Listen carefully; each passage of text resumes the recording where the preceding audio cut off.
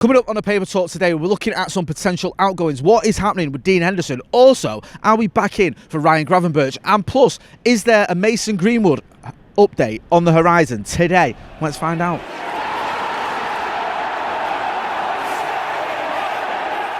Jay here for Stretford Paddock. This is the Paper Talk. As you can see, I'm outside Old Trafford even, and it's pretty sunny, but a little bit nippy. So, you know, it's a bit of a contrast.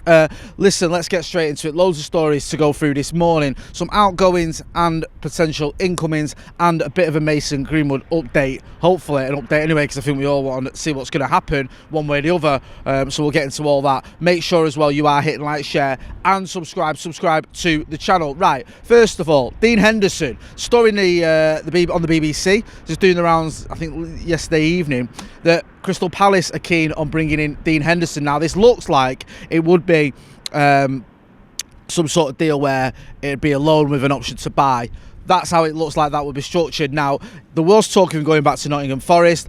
That's gone a little bit cold there. Don't know what's happening with that. This looks like it might be a similar deal to what Forest were looking to do, or what Manchester United were even open to doing with Nottingham Forest. The main stumbling block, I think, with Dean Henderson going back to Nottingham Forest was the amount of games he would have to play before that loan move became permanent. We spoke to Damesh Seth a few weeks ago, and he said that while the clubs were interested in doing that deal, United wanted somewhere, just for example, maybe he played 7 or 8 games or whatever, then that would be an option to buy, would kick in, or a compulsory option to buy, should we say. That's not even an option, is it? They'd have to make it a permanent deal. Forest were looking for something a lot more long term, where he'd have to play the full season before they made the deal permanent, because obviously they're looking at his injury record last season. He got injured for much of it as well.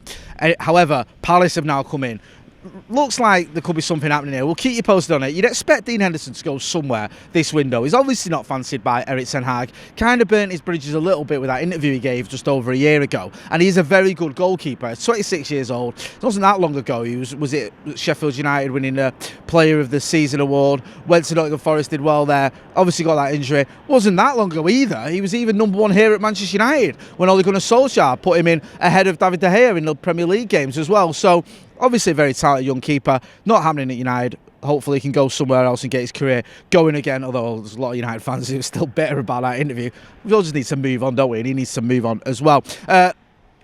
Another story doing the rounds is about Ryan Gravenberch. Now, we've been linked with him for quite some time, and this is in the Mirror here. It says Manchester United and Liverpool are embroiled in a tug-of-war for Bayern Munich midfielder Ryan Gravenberch. The two Northwest Giants have tabled contract offers, to the 21-year-old former Ajax star after being told that Gravenberch is planning to hold showdown talks with Bayern about his future under Thomas Tuchel.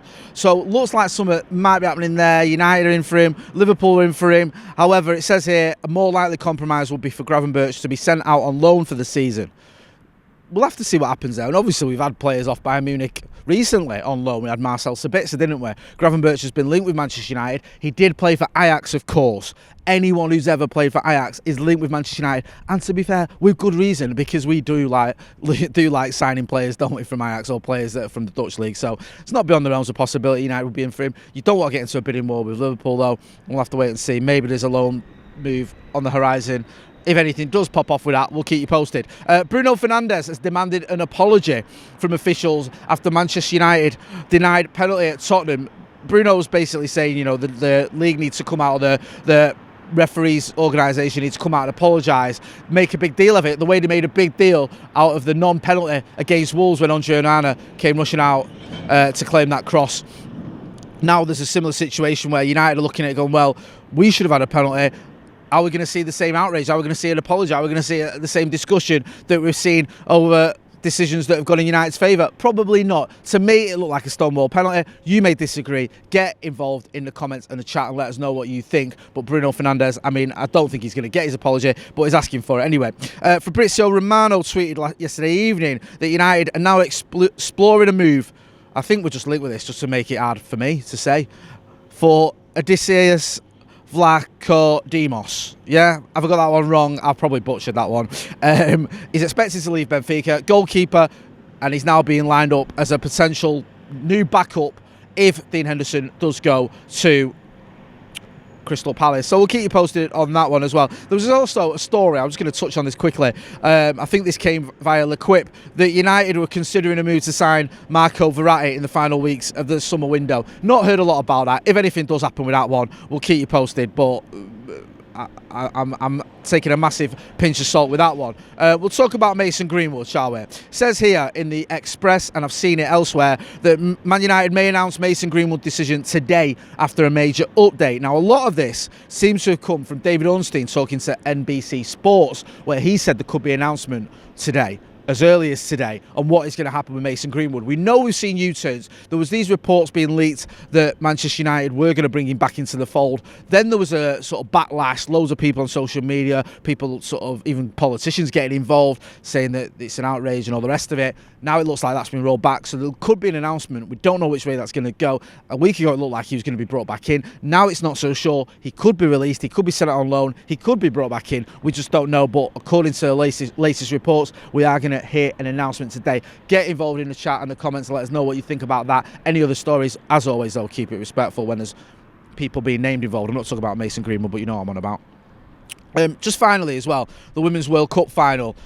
Mary Earps won the goalkeeper Golden Glove. She put in a very good performance. Manchester United's Mary Earps there in the final, saving a penalty. Wasn't to be, obviously, for the Lionesses. They lost 1-0 to Spain. So,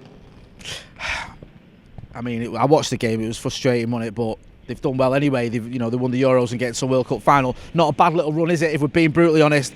But yeah, just couldn't get over the line there. So unlucky to them, but well done to Mary Earps on her achievements, and well done to all the Lionesses on their achievements as well. Don't forget, if you're not doing it already, to hit like, share and subscribe. Subscribe to the channel. We want to get to 800,000 subscribers, and with your support, yes, we can do it. We'll be back later on. We'll have the Paddock podcast. We'll also have Premier League P-Take as well, so make sure you check out all those videos. I've been Jay Motty, outside a sunny but breezy Old Trafford. Thanks for watching.